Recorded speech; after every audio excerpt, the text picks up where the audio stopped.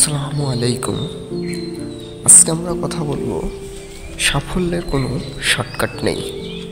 আপনি যদি ভাবেন সহজ পথে গিয়ে আপনি বড় কিছু অর্জন করবেন, তবে আপনি স্বপ্ন দেখছেন, বাস্তব নয়। যারা আজ শীর্ষে তারা কেউ রাতারাতি সেখানে পৌঁছায়নি। তারা দিনের পর দিন, রাতের পর রাত কঠোর পরিশ্রম করেছে, ব্যর্থ হয়েছে, আবার উঠেছে, থেমে যায়নি। একটা গাছ যেমন ধীরে ধীরে বড় হয়, তেমনি আপনার সফলতার সময়, ধৈর্য আর নিষ্ঠার ফল। শর্টকাট শুধু আপনাকে বিভ্রান্ত করবে, পথ হারাতে বাধ্য করবে। আসল শক্তি হলো ধৈর্য, কঠোর পরিশ্রম এবং আত্মবিশ্বাস। তাই বন্ধুরা, আজ থেকে ঠিক করুন আপনি শর্টকাটে নয়, লং কাটেই হাঁটবেন, ধাপে ধাপে সৎ পথে।